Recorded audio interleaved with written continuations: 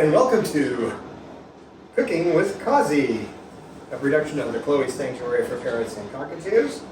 And cockatoos with attitude, right? You got attitude in there, kid? Do you? I hear you, Jasmine bird. So today we're going to make something my mother used to make for me, and then she eventually just let me make it, but she'd make pie crust, and whatever extra was left over, she would make something special. So it's cinnamon pie crust with the added value of putting in some of the actual pellets too. Ground up pellets. I'm going to show you. You tell them, kids. I'm going to show you how to make this. Okay. So the first thing you're going to start with is a cup and a quarter. This is unbleached white flour. Don't use bleach. I mean, they use bromine gas to make that. You don't really want that. It does make it a little fluffier. If you use whole wheat, it's going to be so tacky, you're going to think that they're eating jerky, and they won't like it. So, and you don't need ice with this.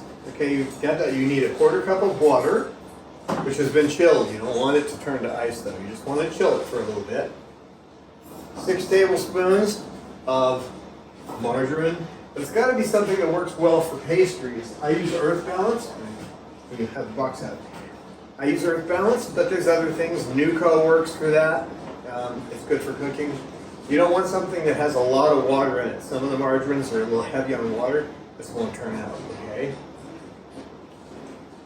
Now, if you've got a pastry, if you have a pastry cutter where you cut into flour, which most people won't have, that's fine. I'm going to show you how to do it without a pastry cutter. So the first thing you're going to do is take and throw your block of butter in there. I'm going to get this out of the way for a moment.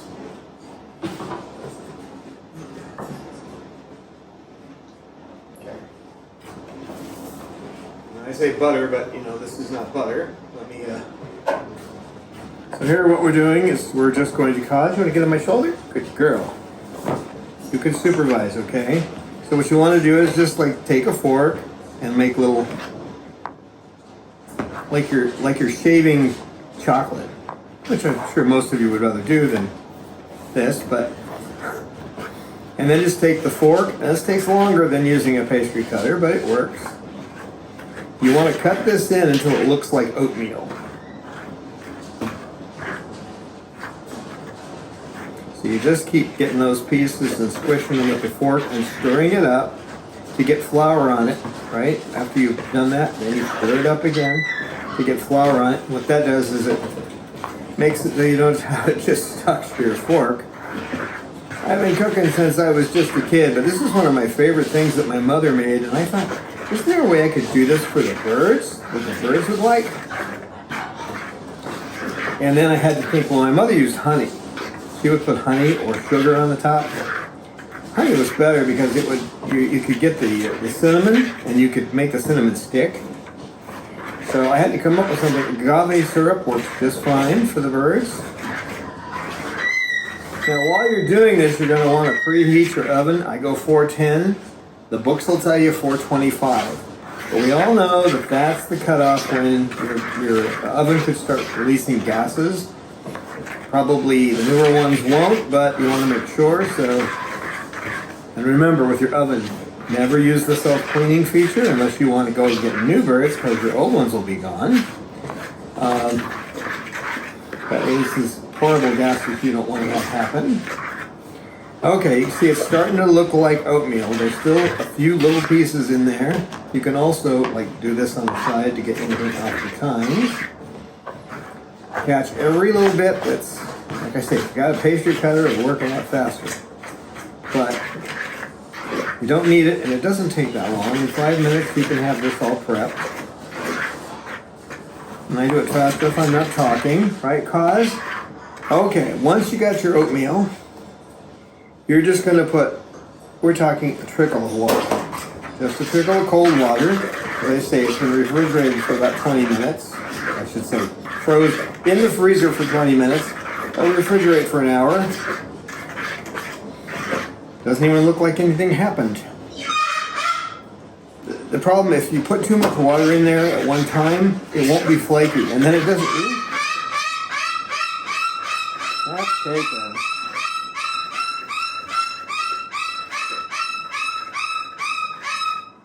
If you put too much water in there, it won't be flaky. So you want to have it flaky. Now I get it down like that.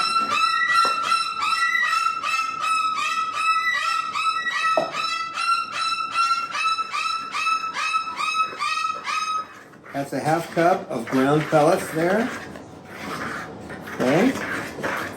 Just add it in about midway through.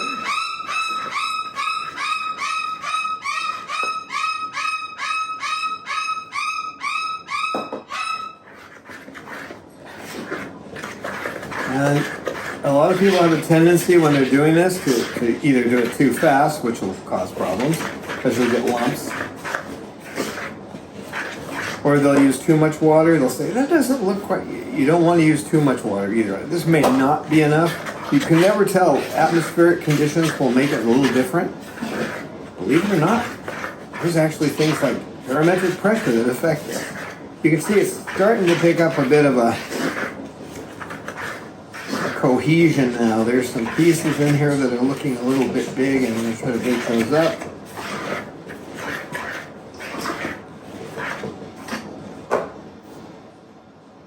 We got about 2 more dribbles, and that should be about the right amount of water.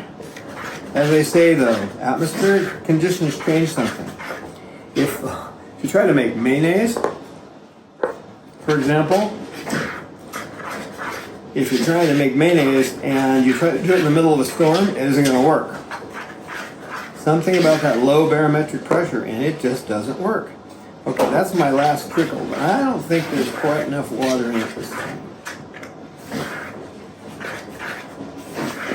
Now, I don't use tap water because they use chloramine, something like that in it, and I'm going to see how well it stays together.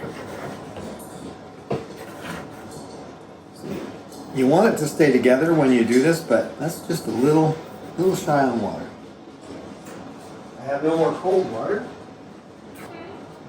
So if you have a little cold water from the refrigerator, you can add it. Again, you don't want to add too much. Because if I get too much in here, it's not going to turn out so good.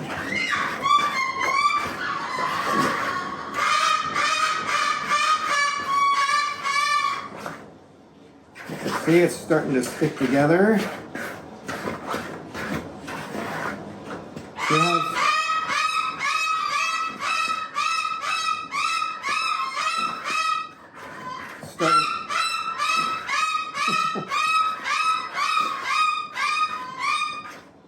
Starting to stick together. Okay, we're getting close. Let's see how it goes with, you want to do this with clean hands, obviously. You can start mixing it with your hand and see where you are. Oven's ready.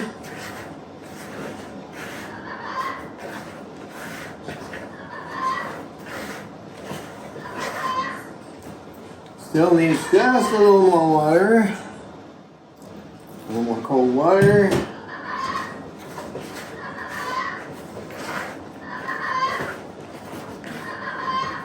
Okay, I don't think I need any more water now. But as you can see, it's sticking together, but it's not really wet. You don't want it to be too wet. Okay.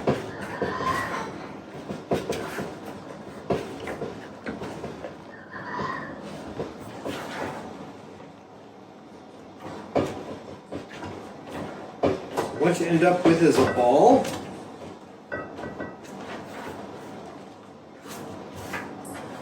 You'll still have little bits trying to fall off of it. That means you didn't overdo it, okay? You're just kind of put it together. Now there's all kinds of fancy things cooks will do, and I would normally do, but I'm trying to make this simpler for you. They would put this on waxed paper, that kind of stuff.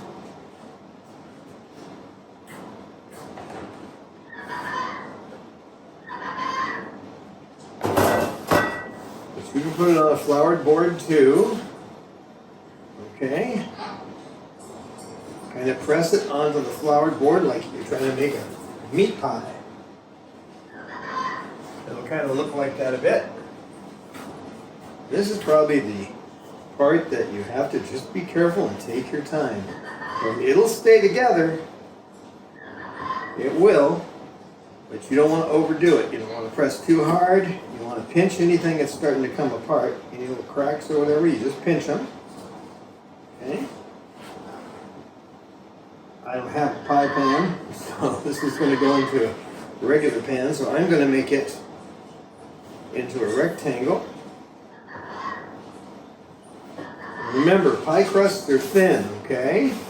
You can do a double crust too. It's basically just double what I did here.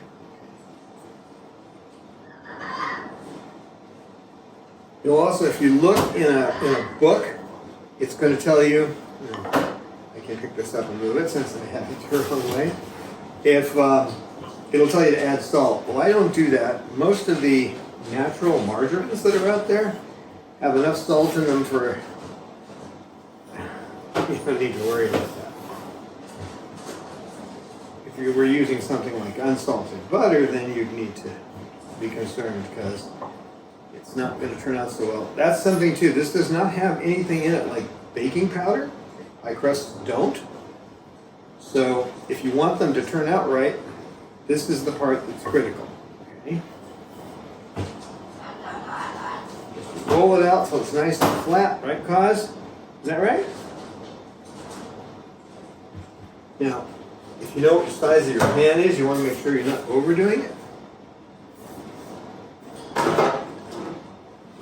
Want to spread this, make it a little longer and a little less wide.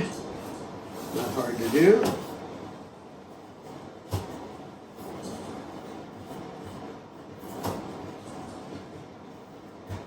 Okay. So that's a flaky pastry. I have it sitting on flour so I can pick it up. Anymore. And if you notice, the rolling pin I have doesn't have the mechanical ends on it. Those things always get gunked up and they're hard to clean, so you don't really want to buy one like that if you can avoid it. Just take it and throw it in your pan. Kind of missed it by 1/4 of an inch. No, you don't need any shortening or anything underneath it. Believe me, there's enough shortening in it.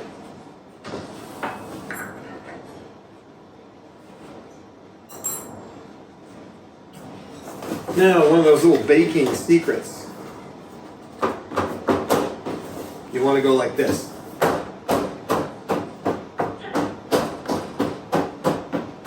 You want to put rows. They're about 2 inches apart, or 1.5 inches, something like that.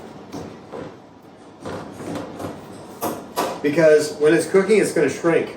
If you don't poke little holes in like that, it'll make really strange shapes. So just get some holes put in it so you have some pokey holes, right?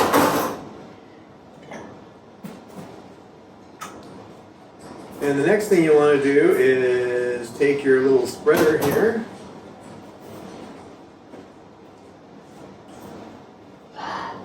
You can also just drizzle it right on the pie crust, okay? So that you get a nice sticky top to it. All right? Right, Coz? Does that look good to you? You want to eat it now, it's not cooked yet. It does have that look about her face, doesn't it? Just enough on top so that you have a nice sticky, sweet surface, right? Keep your kids away from this stuff. They'll eat it even if it has, I'll put just a little more on it. And no, I don't know how, I can't tell you how much to use. It's probably about 2 tablespoons, I'm guessing, but just so the whole top of it's sticky, right? Your oven's already heated to 410. 425 is what they say, but we avoid that because we know some ovens will exude something. Now you just want to take and sprinkle your cinnamon on top. Kind of like, I'm trying to think, it's something, hey, easy there, girl. Comes out something like cinnamon toast, I guess, but better. And then you can spread that over like this. So it's spread over the whole thing. You get that cinnamon flavor to it. So you got sweet cinnamon flavor to the whole top. This is a treat for the birds. This isn't like regular food, but it does have pellets in it, so they're stuck with getting some kind of nutrition, right? And then you take it and you put it in the oven for 12 minutes. Or maybe a little longer. Got an oven light. You don't want it to get too brown, okay? Okay, folks, we're ready to take it out of the oven.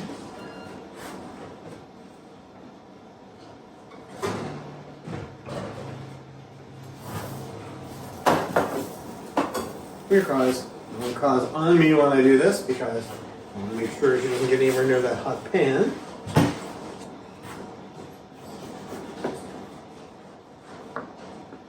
Now, there's a trick. You see, you want to make sure it's not stuck to the pan, which it shouldn't be, okay? The trick to getting it out of the pan is to just turn it over like that. Okay? So the part with the sweet part is on the top. I'm doing this when the temperature is supposed to be 106 degrees today, so not the best, right? So if I can get something, I can put it on, flip it over,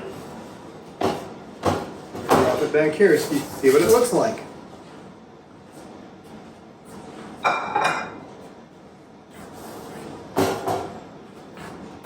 And there you go. Let's see. Yum. Okay. Yeah, I'm eating bird pellets. What are you doing? You're my little assistant. You're supposed to be up here. Come on.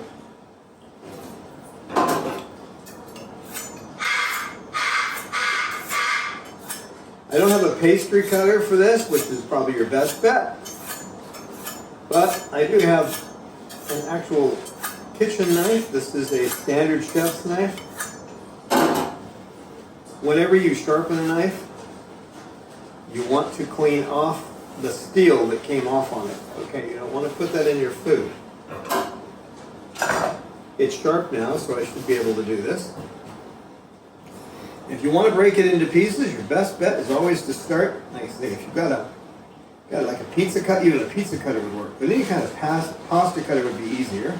And what I generally do is cut it roughly in half, right? And then figure out what size pieces you want to give the bird. So whatever size pieces you want to give them. This is about 3/4 of an inch, roughly. Now, some of this doesn't have the sweetener on it, so someone else will have to eat it.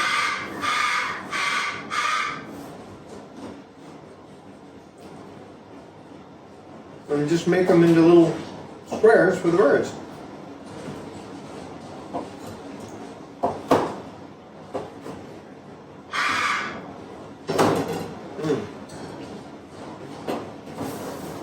I know. But one of the advantages of being a cook, and I do like even if this does have pellets in it, I like the flavor of pie crust. So I won't go through the whole thing with you, but there's a treat for the birds. So it's your basic flake, what they call a flaky pie crust. And I don't know if you can see. I'll try to get that up where you can see it. You can see how it has little layers inside. It's not like a lump. You want to try it? You want to try it? I know you already ate. You want to try it? Come on. Give it a try. Come on. Try it. Cozzi. You try it? Come on. Come on, Cozzi. Thanks for watching. This is Cooking with Cozzi, the Chloe Sanctuary for Parrots and Cockatoos. Cockatoos with attitude. Would appreciate it if you would go out and give us $1 a month or something like that. on patreon.com. It's patreon.com/Chloe Sanctuary. You can also become a member on YouTube. Either one works. But you help us make food for the birds. Thanks for watching. We'll see you next time. Bye, Coz. Say bye, Coz. Say bye, Coz.